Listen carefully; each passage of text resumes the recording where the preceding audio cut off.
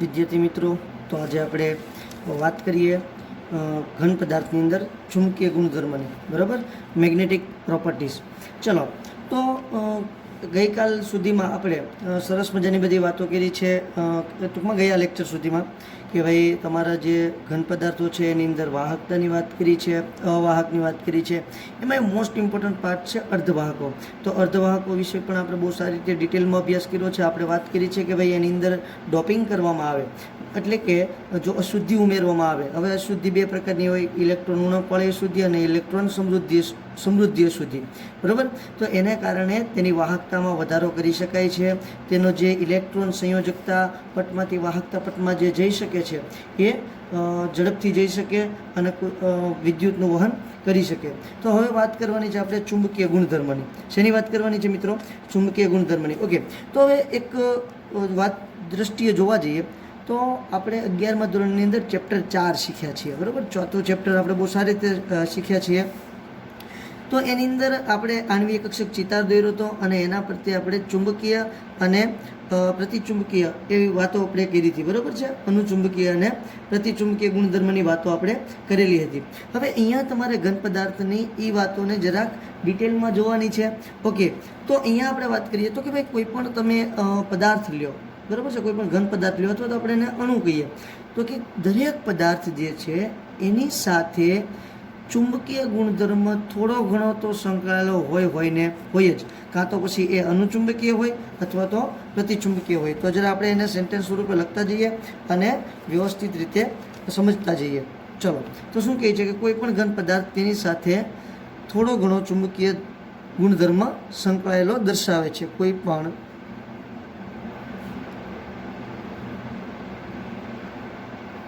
ઘન પદાર્થ થોડો ઘણો ચુંબકીય ગુણધર્મ ધરાવે છે, ફરજિયાત ધરાવતો જ હોય છે, બરાબર છે. આ ચુંબકીય ગુણધર્મ ઉદ્ભવવાનું કારણ કોણ છે? તો કે તેમાં રહેલા ઇલેક્ટ્રોન. ચુંબકીય ગુણધર્મ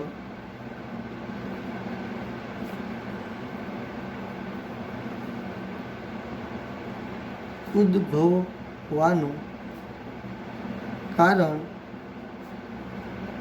તેમાં રહેલા ઇલેક્ટ્રોન છે. હવે આપણે બહુ સારી રીતે જાણી, ચોથા ચેપ્ટરની અંદર બહુ સારી રીતે આપણે ડિટેલમાં વાત કરી હતી કે જો એક પણ ઇલેક્ટ્રોન અયુગ્મિત હોય તો પદાર્થ કેવો બને છે? અનુચુંબકીય.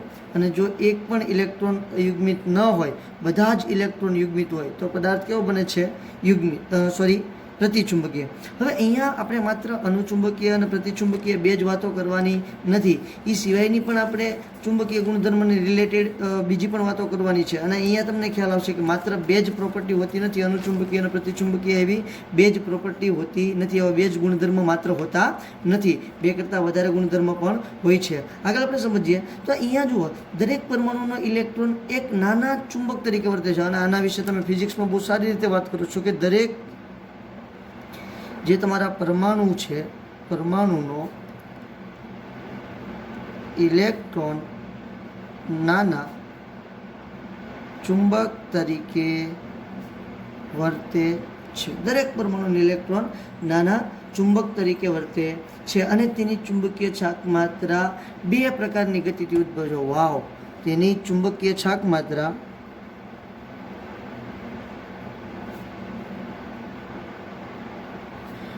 બે પ્રકારની ગતિથી ઉદ્ભવે છે.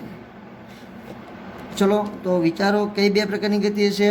તો પહેલું તેને આપણે કહીએ છીએ અક્ષીય ગતિ, અથવા તો જે તમારા અક્ષની આસપાસ ગતિ કરે છે તે, બરાબર. અને બીજી હોય છે તેની કક્ષીય ગતિ, કે જે કેન્દ્રની આસપાસની કક્ષામાં ગતિ કરે છે તે. અક્ષીય ગતિ એને આપણે ધરી ભ્રમણ પણ કહી શકીએ છીએ, ધરીની આસપાસની ગતિ પણ કહી શકીએ છીએ. પહેલી આવે છે અક્ષીય ગતિ, જેને આપણે બીજી કઈ ગતિ કહીએ છીએ બેટા? તો કે ધરી ભ્રમણ ગતિ. ઇલેક્ટ્રોનની પોતાની ધરી ભ્રમણ ગતિ. અને બીજી આવે છે કક્ષીય ગતિ. કે જેમાં ઇલેક્ટ્રોન છે એ કેન્દ્રની આસપાસ કક્ષામાં ગતિ કરે છે, બરોબર છે. તો આવી અક્ષીય ગતિ અને કક્ષકીય ગતિ અથવા તો કક્ષીય ગતિ, આ બે પ્રકારની ગતિ તમને જોવા મળે છે.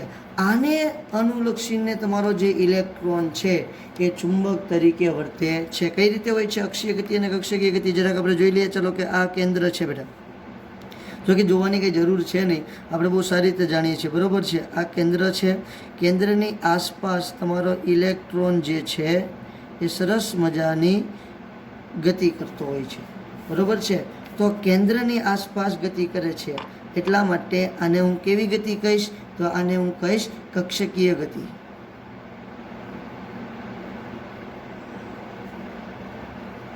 અથવા તેને કક્ષીય ગતિ પણ કહી શકું. ચલો હવે જુઓ, આ ઇલેક્ટ્રોન પોતે જ છે. ધારો કે આ ઇલેક્ટ્રોન પોતે છે, બરાબર છે. આ ઇલેક્ટ્રોન છે, આ એની ધરી છે. ઇલેક્ટ્રોન પોતે જ છે અને એ એની ધરી છે. એની ધરી ફરતે જ ઇલેક્ટ્રોન ગતિ કરે છે.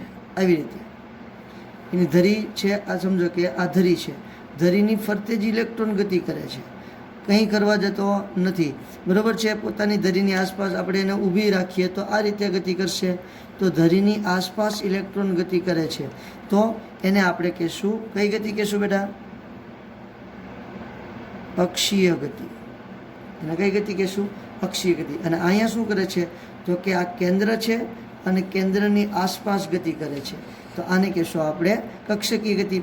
હવે ટોટલ જોઈએ તો ઇલેક્ટ્રોન આ રીતે ગતિ કરતું છે. જુઓ, આ કેન્દ્ર છે અને આ ઇલેક્ટ્રોન છે. ઇલેક્ટ્રોન પોતાની ધરીની આસપાસ ગતિ કરે છે અને કેન્દ્રની આસપાસ ગતિ કરે છે, એટલે આ રીતે ઇલેક્ટ્રોન ગતિ કરશે. સમજાય કે વાત? આ જે પેન છે, પેન આપણી કેન્દ્ર લઈ લઈએ અને અમારો આંગળીઓ છે તેને આપણે શું લઈ લઈશું? ઇલેક્ટ્રોન. તો ઇલેક્ટ્રોન પોતાની ધરીની આસપાસ ગતિ કરતો હશે અને કેન્દ્રની આસપાસ પણ ગતિ કરતો હશે, આવી રીતે. તો ઇલેક્ટ્રોન આ બે પ્રકારની ગતિને કારણે અલગ અલગ પ્રકારના ચુંબકીય ગુણધર્મો ઉત્પન્ન કરે છે. હવે શું થાય? તો કે ઇલેક્ટ્રોન એક તો વીજભારિત છે, બરાબર, અને આ પ્રકારની ગતિ કરતો હોવાને કારણે તો તમારો ઇલેક્ટ્રોન જે છે એ ચુંબકીય ચાકમાત્ર ઉત્પન્ન કરે છે. એક તો વીજભારિત છે એટલે એક આપણે એને નાનું લૂપ કહી શકીએ. શું કહી શકીએ આપણે એને? વીજ પ્રવાહનું નાનું લૂપ કહી શકીએ. અહીંયા જરાક સેન્ટેન્સ સ્વરૂપે આપણે એને લખી નાખીએ. ઇલેક્ટ્રોન વીજભારિત હોવાના કારણે વીજ પ્રવાહના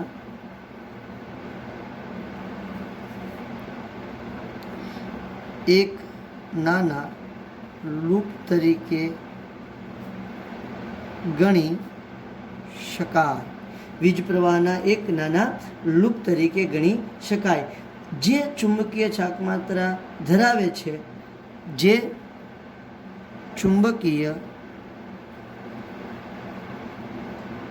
ચાકમાત્રા ધરાવે છે, આવું આપણે કહી શકીએ, બરાબર. હવે આ ચુંબકીય ચાકમાત્રા છે ને બેટા, ખૂબ જ ઓછી હોય છે, ઘણી જ ઓછી હોય છે. આ ચુંબકીય ચાકમાત્રા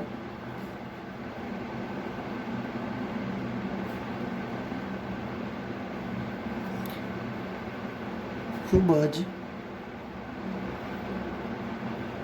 ઓછી હોય છે. અને ઓછી હોય છે, હવે આપણે એને માપવું હોય તો કઈ રીતે માપી શકીએ? તેને બોહર મેગ્નેટોન, એટલે શું કહેશું આપણે? મ્યુ બી એકમમાં માપી શકાય. તેને બોહર મેગ્નેટોન એકમમાં માપી શકાય.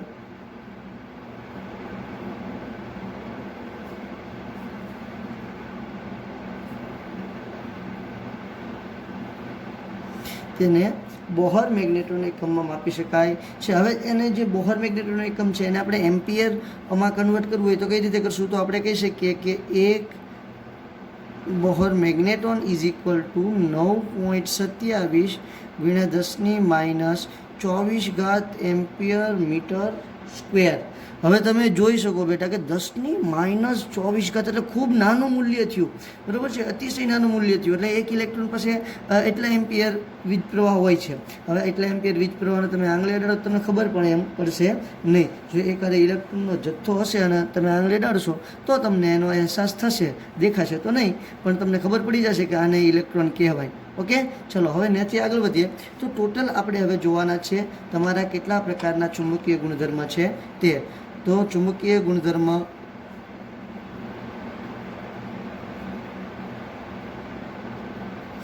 નીચે મુજબ છે. પહેલો ચુંબકીય ગુણધર્મ છે અનુચુંબકત્વ.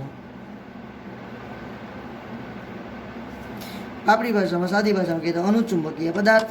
અનુચુંબકત્વ કોને કહેવાય, અનુચુંબકીય પદાર્થ કોને કહેવાય, એની આપણે અહીંયા વાત કરવાની છે. ઓકે, તો અનુચુંબકીય કોને પદાર્થ કહેવાય? તો કે અનુચુંબકીય પદાર્થો જે છે એ ચુંબકીય ક્ષેત્રથી નિર્બળ રીતે આકર્ષણ અનુભવે છે.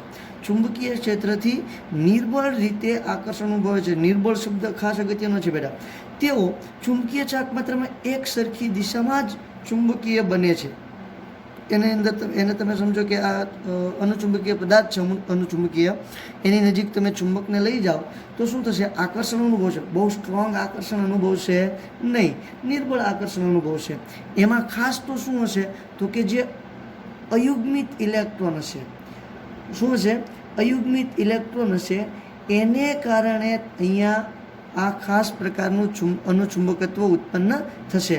હવે જુઓ, લોખંડ જેટલું મજબૂત નથી હોતું બેટા, ફરી એક વખત કહી દઉં, જેટલું તમે લોખંડને આકર્ષણ અનુભવ પ્રબળ રીતે, લોખંડ તો કદાચ હોઈ શકે, પણ આપણે ગેડોલિનિયમ આવશે આગળ, કોબાલ્ટ ગેડોલિનિયમ, કે જે ખૂબ પ્રબળ રીતે આકર્ષણ અનુભવે છે.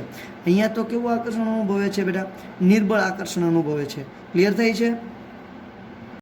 તો આ જે અનુચુંબકત્વ પદાર્થ છે તેમાં શું થશે? તો કે અનુચુંબકીય પદાર્થો ચુંબકીય ક્ષેત્રથી નિર્બળ રીતે આકર્ષાય છે. અનુચુંબકીય પદાર્થો ચુંબકીય ક્ષેત્રથી નિર્બળ રીતે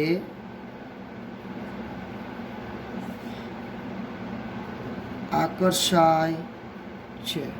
ચુંબકીય ક્ષેત્રથી નિર્બળ રીતે આકર્ષાય છે. તેઓ ચુંબકીય ક્ષેત્રમાં એક સરખી દિશામાં જ ચુંબકીય બને છે. તેઓ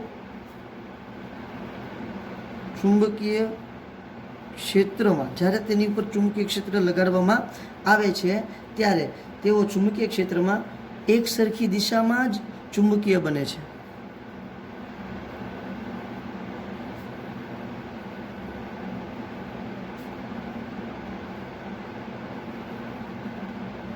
મતલબ કે ધારો કે આ તરફથી તેના પર ચુંબકીય ક્ષેત્ર લગાડવામાં આવ્યું છે તો બધા જ જે પરમાણુઓ છે એ એક સરખી દિશામાં તેના તરફ આકર્ષણ અનુભવશે. બરાબર છે? એક સરખી દિશામાં ચુંબકીય બને છે.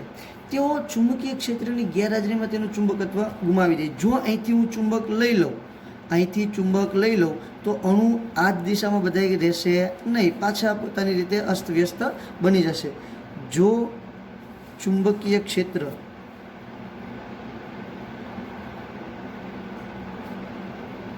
દૂર કરવામાં આવે તો આ જે તમારા અનુચુંબકીય પદાર્થ છે તે ચુંબકત્વ ગુમાવે છે.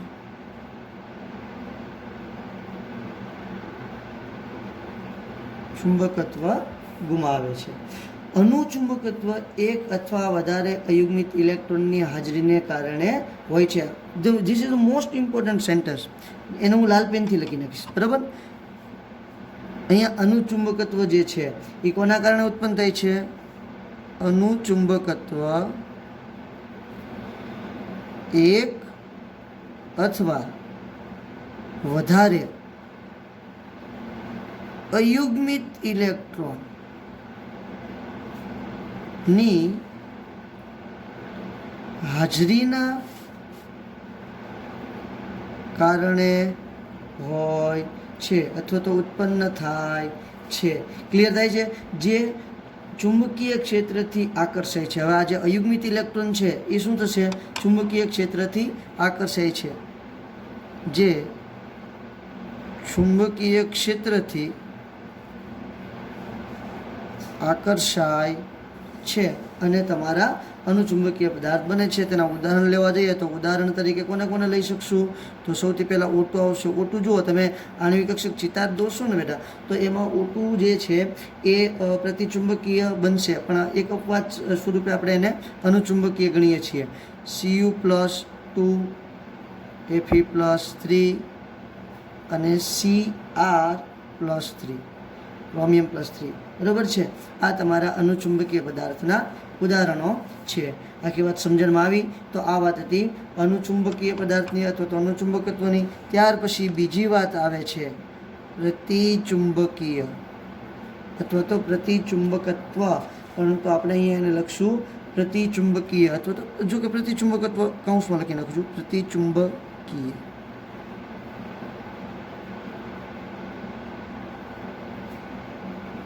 ઓકે, પ્રતિચુંબકત્વ કોને કહેવાય એના વિશે આપણે સમજૂતી મેળવી. તો જેવું તમારા અનુચુંબકત્વમાં છે એના કરતાં વિરુદ્ધ વાતો આવશે. અનુચુંબકત્વ કરતાં કેવી વાતો આવશે? વિરુદ્ધ વાતો આવશે. શું વાત આવે છે પહેલી જ તો કે જે પ્રતિચુંબકીય પદાર્થો છે તે ચુંબકીય ક્ષેત્રથી નિર્બળ રીતે અપાકર્ષાય છે. ચુંબકીય ક્ષેત્રથી નિર્બળ રીતે અપાકર્ષાય છે. ઓલા શું થતા હતા? આકર્ષણ પામતા હતા. જ્યારે આ શું પામે છે? અપાકર્ષણ પામે છે. પ્રતિચુંબકીય પદાર્થો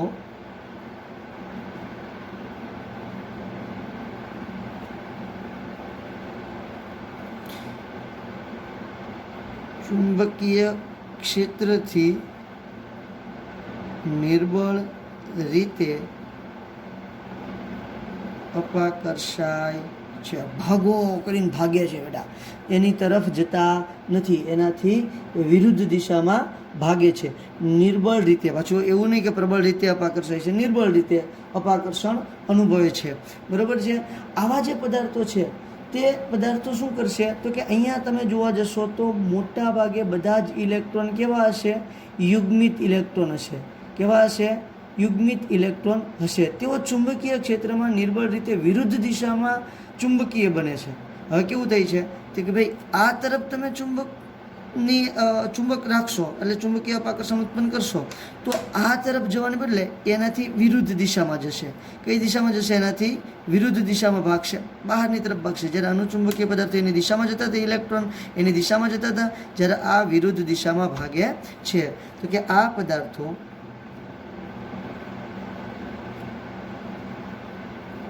ચુંબકીય ક્ષેત્રથી વિરુદ્ધ દિશામાં, કેવી દિશામાં?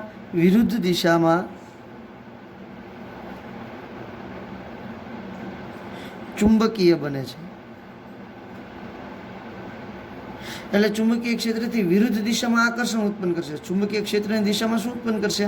અપાકર્ષણ ઉત્પન્ન કરશે. અને એ અપાકર્ષણ પાછું કેવું છે બેટા? નિર્બળ હશે. આવું શાના કારણે બને છે? તો કે અહીં બધા જ ઇલેક્ટ્રોન યુગ્મિત હોય છે અથવા એક પણ અયુગ્મિત ઇલેક્ટ્રોન હોતો નથી. કાં તો બધા જ ઇલેક્ટ્રોન યુગ્મિત હોય અથવા તો એક પણ ઇલેક્ટ્રોન અયુગ્મિત હોતો નથી. આવા પદાર્થો જે છે એ કેવો ગુણધર્મ ધરાવે છે? તો કે આ જે પદાર્થો છે તે પ્રતિચુંબકત્વનો ગુણધર્મ દર્શાવે છે. કેવો ગુણધર્મ દર્શાવે છે? પ્રતિચુંબકત્વનો ગુણધર્મ દર્શાવે છે. ઇલેક્ટ્રોનનું યુગ્મન તેની ચુંબકીય છાક માત્રાને રદ કરી નાખે છે અને તેઓ તેમનો ચુંબકીય ગુણધર્મ ગુમાવી નાખે છે. હવે શું થશે કે ભાઈ અહીંયા જે ઇલેક્ટ્રોન છે, ઇલેક્ટ્રોન ચુંબક તરફ આકર્ષવું જોઈએ, પરંતુ શું થશે? બધા જ ઇલેક્ટ્રોન યુગ્મિત હોય છે. હવે જો આવી રીતે ઇલેક્ટ્રોન બધા જ કેવા હોય છે? યુગ્મિત હોય છે. હવે તો સામે આ દિશામાં અને આ ઇલેક્ટ્રોન છે વિરુદ્ધ દિશામાં, એકબીજાની વિરુદ્ધ દિશામાં હોવાના કારણે તેનો ચુંબકીય ગુણધર્મ કેવો કરી નાખે છે? ગુણધર્મ નષ્ટ કરી નાખે છે અથવા તો રદ કરી નાખે છે, નાબૂદ કરી નાખે છે, ખોઈ બેસે છે, બરાબર છે. તો ચુંબકીય ગુણધર્મ નષ્ટ કરી દે છે. તો અહીંયા એ સેન્ટેન્સ પણ આપણે, એ વાક્ય પણ અહીંયા ઉમેરી દઈએ તો કે અહીં ઇલેક્ટ્રોન વિરુદ્ધ દિશામાં યુગ્મિત હોવાના કારણે જે ચુંબકીય ગુણધર્મ જે છે એને શું કરી નાખે છે? નષ્ટ કરી નાખે છે. એકબીજાની ચુંબકીય ચાક માત્રાને નષ્ટ કરી નાખે છે. કારણે ચુંબકીય ચાક માત્રા નષ્ટ કરી દે છે અથવા તો કરી નાખે છે. બરાબર છે. અને તેના કારણે ચુંબકીય ગુણધર્મ ગુમાવી બેસે છે. તેના કારણે ચુંબકીય ગુણધર્મ ગુમાવે છે. આ કારણ છે. ચુંબકીય ગુણધર્મ નાશ પામવાનું કારણ આ છે. તેના ઉદાહરણ આપણે જોવા જઈએ તો ઉદાહરણમાં કોણ કોણ આવશે બેટા? તો કે એક આવશે H2O, એક આવશે NaCl, હજી એક લખી નાખું C6H6 એટલે કે બેન્ઝીન. બરાબર છે. બીજા એક એક્ઝામ્પલ પણ આપણે લઈ શકીએ, પણ આ 3 એક્ઝામ્પલની આપણે અહીંયા વાતો કરીએ છીએ.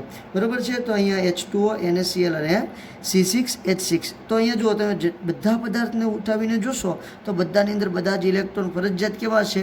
યુગ્મિત હશે. એક પણ અયુગ્મિત ઇલેક્ટ્રોન આવેલો હશે નહીં. એને કારણે એકબીજાની ચુંબકીય ચાક માત્રાને શું કરે છે? નષ્ટ કરે છે. અને જે ચુંબક તરફ આકર્ષણ થવું જોઈએ તે થશે નહીં. ક્લિયર? ચલો ત્યાંથી આગળ વધીએ બેટા. તો હવે નવો આવે છે લોહ ચુંબકત્વ. પણ આવે છે લોહ ચુંબકત્વ. લોહ ચુંબકત્વ કોને કહેવાય અથવા તો લોહ ચુંબકીય પદાર્થ કોને કહેવાય તેની વાત કરીએ. તેને ફેરોમેગ્નેટિક તરીકે પણ ઓળખવામાં આવે છે. અમારા જૂના સિલેબસમાં લોહ ચુંબકત્વ તત્વ ના આવતું, આપણે એની જગ્યાએ શું નામ આવતું? ફેરોમેગ્નેટિક પદાર્થની વાત કરવાની આવતી. તો લોહ ચુંબકત્વ કયો કે ફેરોમેગ્નેટિક કયો, બંને શું થશે? એક જ થશે. ઓકે, અહીંયા શું છે તો કે આ પદાર્થો ચુંબકીય ક્ષેત્રથી પ્રબળ રીતે આકર્ષાય છે. હવે જો તમારું જે લોહ ચુંબકત્વ છે અને અનુચુંબકીય છે, આ બંને વચ્ચે આ તો ડિફરન્સ છે બેટા, કે અનુચુંબકીય જે છે એ નિર્બળ રીતે આકર્ષણ પામતું હતું અને અહીંયા કઈ રીતે આકર્ષણ પામે છે? તો કે પ્રબળ રીતે આકર્ષણ પામે છે. કઈ રીતે આકર્ષણ પામે છે? પ્રબળ રીતે આકર્ષણ પામે છે. હવે અહીંયા શું બને છે? બહુ જ ઇન્ટરેસ્ટિંગ ઘટના અહીંયા બનવાની છે બેટા. શું ઘટના અહીંયા બનશે? તો કે આજે તમારા લોહ ચુંબકીય પદાર્થો છે એ ઘન અવસ્થામાં આ લોહ ચુંબકીય પદાર્થો ધાતુ આયનો એક નાના વિસ્તારમાં સામૂહિક રીતે ગોઠવાઈ જાય છે. શું થાય છે? તો કે ભાઈ લોહ ચુંબકીય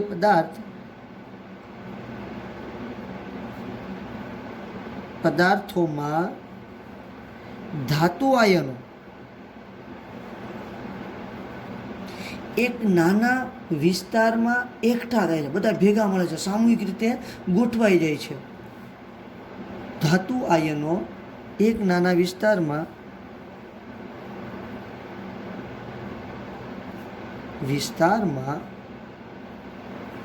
સામૂહિક રીતે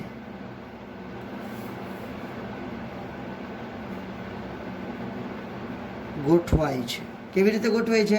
સામૂહિક રીતે ગોઠવાય છે. કે જે ધાતુના આયનો છે, અહીંયા જે ધાતુના આયનો હશે, આ ધાતુના આયનો ભેગા મળી અને એક સામૂહિક રીતે ગોઠવાઈ જશે. સમજો કે ભાઈ કોઈ એક ધાતુ લઈ લઈએ, Cr ધાતુ લઈ લઈએ તો Cr plus Cr plus Cr plus Cr plus Cr plus આ એક નાનો વિસ્તાર બનાવી નાખશે. બરાબર. હવે એવી જ રીતે બીજો એક નાનો વિસ્તાર છે, ત્યાં પણ એવી રીતે Cr પ્લસ અહીંયા 3 લખી નાખીએ. જો કે અહીં જસ્ટ એક્ઝામ્પલ આપું છું.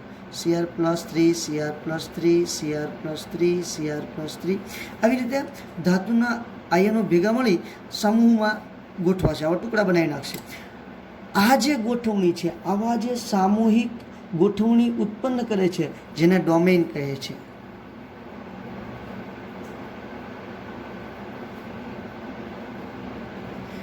ક્યાં નામથી ઓળખવામાં આવે છે? ડોમેન લાલ પેનથી અંડરલાઇન કરી નાખું, કારણ કે ડોમેનની વાત ખૂબ જ અગત્યની છે. ફિઝિક્સમાં પણ તમારે ડોમેનની વાતો બહુ બધી આવે છે અને કેમિસ્ટ્રીમાં પણ ડોમેનની વાત આપણે અહીંયા કરવાની છે. તો આવી રીતે સમૂહમાં જે તમારા આયનો ગોઠવાય છે, ધાતુના આયનો સમૂહમાં ગોઠવાય છે, એને કહેવાય ડોમેન. ડોમેન તો સાહેબ એટલી મોટી વાત છે કે એના વિશે જેટલું આપણે ભણીએ, જેટલું સમજીએ, એટલું બધું ઘટતું જ જાય. એટલો બધો વિસ્તારથી છે. હું તમને એમ કહું કે આના વિશે આખો દિવસ ભણીએ તો આખો દિવસ નીકળી જાય. એટલું બધું ડોમેન વિશે આપણે જાણી શકીએ, પણ આપણે કંઈ એટલું બધું અગત્યનું છે નહીં. આપણે બસ જસ્ટ એના ડોમેન કહેવાય એટલે સુધીની જ આપણે કામ છે. હવે શું થાય છે તો કે જુઓ, આમ દરેક ડોમેનને એક નાના ચુંબક તરીકે વર્તે છે એવું આપણે માની લઈએ. અને જ્યારે સાહેબ તમારો લો ચુંબકીય પદાર્થ બિન ચુંબકીય ટુકડામાં ડોમેન અસ્તવ્યસ્ત હોય છે એવું આપણે કહેવાય. એટલે કે જ્યારે જે લો ચુંબકીય પદાર્થ છે એ બિન ચુંબકીય હોય ત્યારે એની અંદર ડોમેન કેવો હોય છે? અસ્તવ્યસ્ત હોય છે. પરંતુ તે જ્યારે ચુંબકીય ક્ષેત્રની અસર નીચે આવે ત્યારે શું થઈ જાય છે? બધા જ ડોમેન એક દિશામાં સમાઈ જાય છે. હવે હમણાં એના વિશે આપણે ડિટેલમાં અભ્યાસ કરીએ. શું કહેવાય છે એની આપણે જરાક વિગતે વાત કરીએ તો શું થાય છે કે ભાઈ ડોમેન એક નાના ચુંબક તરીકે વર્તે છે. એ જરાક લખી નાખું. ડોમેન એક નાના ચુંબક તરીકે વર્તે છે. ડોમેન એક નાના ચુંબક તરીકે વર્તે છે. સારી વાત છે. હવે શું થશે તો કે ભાઈ મેં ચુંબકીય ક્ષેત્ર લાગુ પાડેલું નથી, તો એ ડોમેનને આપણા પુસ્તકની અંદર આવી રીતે દર્શાવેલ છે તીરથી, બરોબર છે. તો ત્યારે શું થશે તો તમારા જે ડોમેન છે આ દિશામાં બધા આકર્ષણ લગે. અમુક ડોમેન છે, સમજો કે આ એક ડોમેન છે, આ દિશામાં આકર્ષણ અનુભવ થશે, આ ડોમેન આ દિશામાં, આ ડોમેન આ દિશામાં, આવી અસ્તવ્યસ્ત ગતિ કરતા હશે અને અસ્તવ્યસ્ત દિશામાં ગોઠવાયેલા હશે, બરાબર છે. કોઈક ડોમેન છે એ આમ ગોઠવાયેલો હશે, કોઈક ડોમેન છે એ એક્ઝેક્ટ નીચે તરફ ગોઠવાયેલો હશે, કોઈક ડોમેન છે આ દિશામાં ગોઠવાયેલો છે. ડોમેન આ રીતે અસ્તવ્યસ્ત ગોઠવાયેલા હશે. ક્યારે? જ્યારે ચુંબકીય ક્ષેત્ર લાગુ પાડેલ ન હોય ત્યારે. હવે શું કરીએ છીએ? હવે આપણે એની નજીક લાવીએ છીએ. ઉપરની બાજુથી લાવું છું, ચુંબકને એની નજીક લાવું છું. વાવ! ચુંબકને જેવું એની નજીક લાવીશ એટલે શું થશે તો કે બધા જ ડોમેન એક દિશામાં ગોઠવાઈ જશે. કઈ દિશામાં? ચુંબકની દિશામાં ગોઠવાઈ જશે. જે બાજુથી તમે ચુંબકીય ક્ષેત્ર લાગુ પાડ્યું છે બધા જ ડોમેન આવી રીતે ગોઠવાઈ જશે, એક જ સરખી દિશામાં ગોઠવાઈ જશે. અને એટલા પ્રબળ રીતે આકર્ષણ અનુભવશે, એટલા પ્રબળ રીતે આકર્ષણ અનુભવશે કે આ ગોઠવણી જે છે એ કાયમી બનાવી નાખશે. હવે તમે અહીંથી ચુંબકીય ક્ષેત્ર લઈ લો, અહીંથી તમે ચુંબકીય ક્ષેત્રને દૂર કરી દો તો પણ આ જે ડોમેન છે એની દિશા બદલાશે નહીં, એમને એમ જ જળવાઈ રહેશે. અને હવે શું થશે તો કે આ જે તમારો પદાર્થ છે એ પોતે ચુંબક તરીકે વર્તવા મળશે. જો તમે ઘણી વખત એવો અનુભવ કર્યો છે કે ચુંબકની સાથે કોઈ પદાર્થને લાંબો સમય સુધી તમે ચિપકાવીને રાખો અને પછી તમે ચુંબકને દૂર કરી દો તો પદાર્થ પોતે બીજા ધાતુ સાથે ચોંટવા મળશે. ટૂંકમાં જે ચુંબક પ્રત્યે આકર્ષણ ધરાવતી હોય તે ધાતુ સાથે આકર્ષણ અનુભવવા મળશે. આવું તમે અનુભવ કર્યો છે, નહીં કર્યો હોય તો તમે અનુભવ ઘરે પણ એનો કરી શકો, બરાબર છે. તો શું થશે તો કે એટલા પ્રબળ રીતે આકર્ષણ અનુભવશે, એટલું એની પર અસર આવશે ડોમેન ઉપર ચુંબકીય ક્ષેત્રની કે બધા પોતાની દિશા એક જ સરખી જાળવી રાખશે, પછી પોતાની દિશા બદલશે નહીં. અને પોતે કેવા તરીકે વર્તશે તો કે પોતે એક ચુંબક તરીકે વર્તવા મળશે. એવી ક્રમબદ્ધ રીતે ગોઠવાઈ જશે, બરાબર છે. તો અને પછી આ પદાર્થ જે છે તે તમારા પદાર્થ છે એ કેવા બની જશે? કાયમી ચુંબક બની જશે. કેવા બની જશે? કાયમી ચુંબક બની જાય છે. તો આપણે એને જરાક વિગતવાર લખી નાખીએ બેટા. જો ચુંબકીય ક્ષેત્ર લાગુ આડેલ ન હોય તો ડોમેન અસ્તવ્યસ્ત ગતિ કરતા હોય છે, અથવા તેમ પણ કહી શકાય કે અસ્તવ્યસ્ત ગોઠવાયેલો હોય છે, અભિવિન્યાસ થયેલા હોય છે. ગતિ કરતા શબ્દ તો નહીં વાપરીએ આપણે, ગતિ કરતા હોય એવો શબ્દ નહીં વાપરીએ. અસ્તવ્યસ્ત અભિવિન્યાસ શીત એને આપણે કહીએ છીએ ગોઠવાયેલ. અસ્તવ્યસ્ત અભિવિન્યાસિત થયેલા હોય છે અથવા તો અસ્તવ્યસ્ત ગોઠવાયેલા હોય છે. જ્યારે ચુંબકીય ક્ષેત્ર લાગુ પાડવામાં આવે ત્યારે આ બધા જ જે ડોમેન છે, આ બધા જ ડોમેન ચુંબકીય ક્ષેત્રની દિશામાં અભિવિન્યાસ પામે છે. આકૃતિમાં દર્શાવ્યા મુજબ જ્યારે ચુંબકીય ક્ષેત્ર લાગુ પાડવામાં આવે છે ત્યારે આકૃતિમાં દર્શાવ્યા મુજબ બધા જ ડોમેન ચુંબકીય ક્ષેત્રની દિશામાં અભિવિન્યાસિત થાય છે. અભિવિન્યાસિત થાય છે. ક્લિયર થાય છે આખી વાત? બધા જ ડોમેન જે અસ્તવ્યસ્ત ગોઠવાયેલા હોય એ કઈ દિશામાં ગોઠવાઈ જશે? તો કે જે દિશામાંથી તમે ચુંબકીય ક્ષેત્ર લાગુ પાડ્યું છે તે દિશામાં અભિવિન્યાસ થાય છે અને પ્રબળ ચુંબકીય અસર પેદા કરે છે. અને શું બને છે? પ્રબળ ચુંબકીય અસર પેદા કરે છે. ડોમેનનું આ પ્રમાણે ક્રમબદ્ધ થવું, ડોમેનનું આ પ્રમાણે ક્રમબદ્ધ થવું ચુંબકીય ક્ષેત્ર દૂર કરવામાં આવે ને તો પણ સતત રહે છે, આવૃત્ત રહે છે, એટલે કે સતત જળવાઈ રહે છે અને લો ચુંબકીય પદાર્થ કાયમી ચુંબક બની જાય છે. બરાબર છે? અભિવિન્યાસિત થાય છે. ત્યાંથી પછી આપણે આગળ લખીએ અને પ્રબળ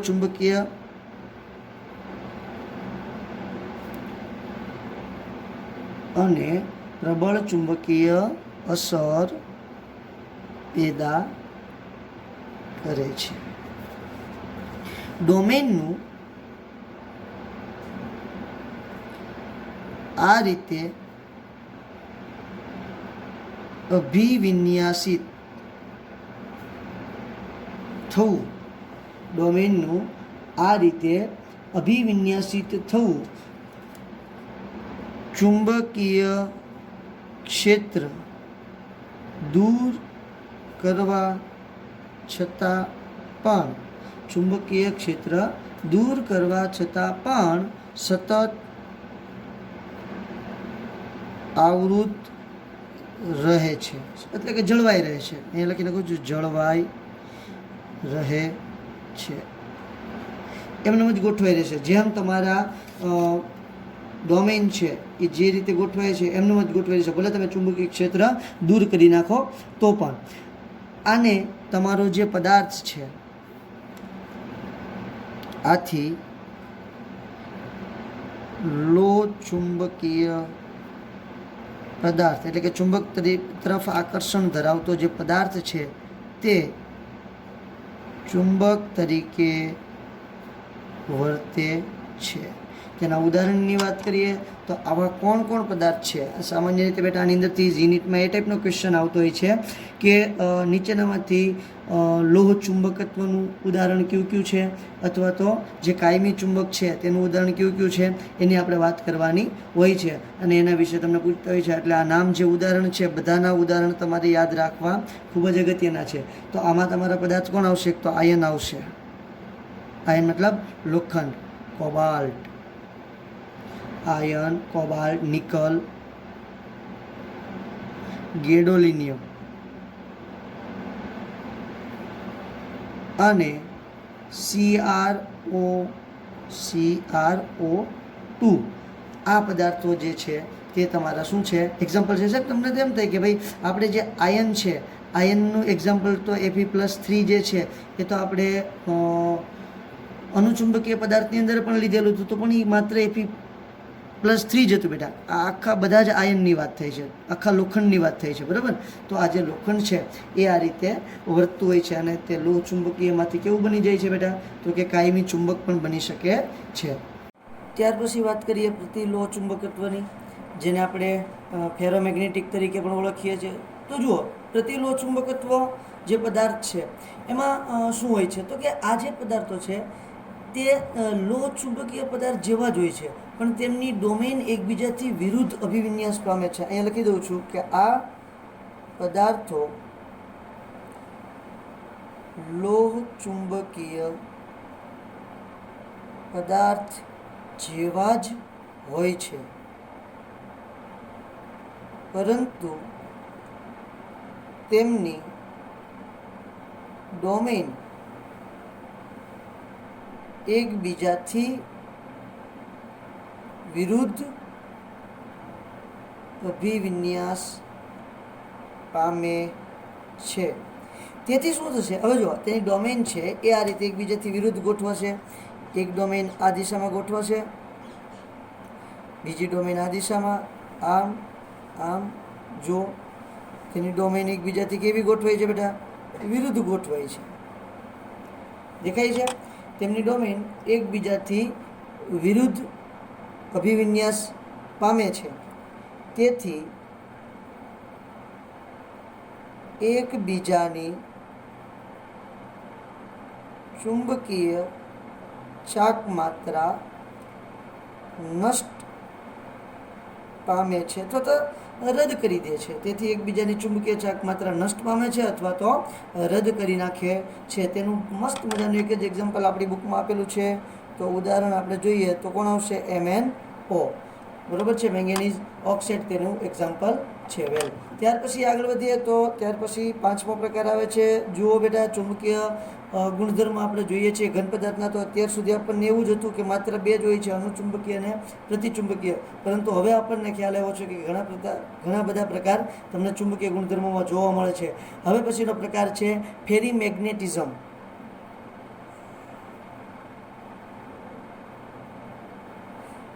હવે પછીનો પ્રકાર કયો છે? ફેરીમેગ્નેટિઝમ. આ પણ બહુ ઇન્ટરેસ્ટિંગ છે. બરોબર છે, જે તમારા ચુંબકીય ક્ષેત્રમાં આકર્ષણની વૃત્તિ ધરાવે છે. અહીંયા શું થાય છે તો કે અહીંયા પદાર્થમાં જે ડોમેન છે તે એકબીજાની વિરુદ્ધ અસમાન સંખ્યામાં ગોઠવાયેલ હોય છે. અહીં અથવા તો આ પ્રકારના પદાર્થમાં ડોમેન એકબીજાની વિરુદ્ધ અસમાન સંખ્યામાં ગોઠવાયેલ હોય છે. એટલે કે આ પ્રકારે ગોઠવાય છે. તમને જરાક ગોઠવીને દેખાડી દઉં તો જુઓ, એક ડોમેન, બીજી ડોમેન, ત્રીજી ડોમેન જે છે એ કેવી છે? એનાથી વિરુદ્ધ ગોઠવશે, એકબીજાથી વિરુદ્ધ ગોઠવશે, પરંતુ સંખ્યા સમાન હશે નહીં. પાછી એક, બે, ત્રીજી છે કેવી હશે? વિરુદ્ધ. પછી આ રીતે એક, પાછી બે, અને ત્રીજી છે કેવી છે? વિરુદ્ધ. હવે તમે અહીંયા જુઓ તો આ ઉપરનામાં જુઓ તો એક આ દિશામાં છે, એક એની વિરુદ્ધ દિશામાં, એટલે એકબીજાનું ચુંબકીય ક્ષેત્ર નાશ પામશે. અહીંયા પણ નાશ પામશે, અહીંયા પણ નાશ પામશે. અહીંયા આ બેનું ચુંબકીય જે ક્ષેત્ર છે તે સામસામે નાશ પામશે. અહીંયા પણ સામસામે ચુંબકીય ક્ષેત્ર નાશ પામશે, અહીંયા પણ ચુંબકીય ક્ષેત્ર સામસામે નાશ પામશે. પરંતુ આ જે ડોમેન છે, આ ડોમેનનું ચુંબકીય ક્ષેત્ર નાશ પામતું નથી. તેના કારણે શું થશે તો કે ચુંબકીય ક્ષેત્રમાં આકર્ષણ અનુભવે છે. તેથી આ પદાર્થ ચુંબકીય ક્ષેત્રમાં આકર્ષણ અનુભવે છે. તેથી આ પદાર્થ ચુંબકીય ક્ષેત્રમાં શું કરે છે બેટા? આકર્ષણ અનુભવે છે. બહુ પ્રબળ રીતે નથી આકર્ષણ અનુભવતો. આનું આકર્ષણ કેવું છે? નિર્બળ હોય છે. આ આકર્ષણ લોહ ચુંબકત્વ કરતા નબળું હોય છે. આ આકર્ષણ લોહ ચુંબકત્વ કરતા કેવું છે બેટા? નબળું હોય છે. હવે જો આ પદાર્થને ગરમ કરવામાં આવે, ગરમ કરતા તે ફેરીમેગ્નેટિઝમ ગુમાવી દે છે.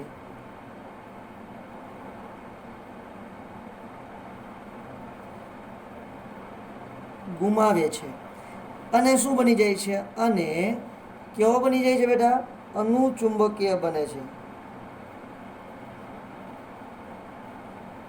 અને અનુચુંબકીય બને છે. ક્લિયર થાય છે આખી વાત?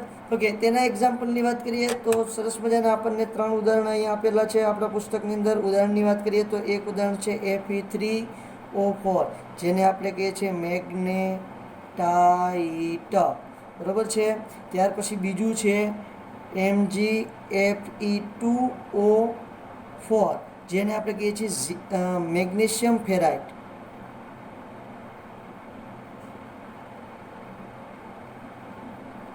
હજી એક એક્ઝામ્પલ છે ZnFe2O4, જેને આપણે કહીએ છીએ ઝિંક ફેરાઇટ. ક્લિયર? એટલે સુધીની વાત છે બેટા. અહીંયા આપણું થિયરિટિકલ ચેપ્ટર પૂરું થાય છે. હવે જેને આપણે સ્વાધ્યાયના જે ન્યુમેરિકલ્સ છે, જે ક્વેશ્ચન છે, તેની આપણે નેક્સ્ટ લેક્ચરની અંદર વાત કરીશું. અને પછી આપણે એક લેક્ચર એવો બનાવીશું કે જેની અંદર ઘણા બધા અલગ અલગ ટાઈપના આ ચેપ્ટરને રિલેટેડ MCQ આપણે સોલ્વ કરીશું. ક્લિયર? તો આ ચેપ્ટર એટલું સરસ છે કે આમાં જેટલું તમે ઇમેજ કરશો, જેટલું તમે વિચારશો, એટલું આ ચેપ્ટર વધારે આવડશે. ખૂબ સહેલું ચેપ્ટર છે અને આના MCQ પણ એટલા જ પ્રમાણમાં તમે વધારે સોલ્વ કરી શકશો. એક વસ્તુ યાદ રાખવાની છે કે તમે જેટલું વિચારશો એટલું વધારે સોલ્વ થશે. ક્લિયર? ચલો, તો એટલે રાખીએ. Thank you.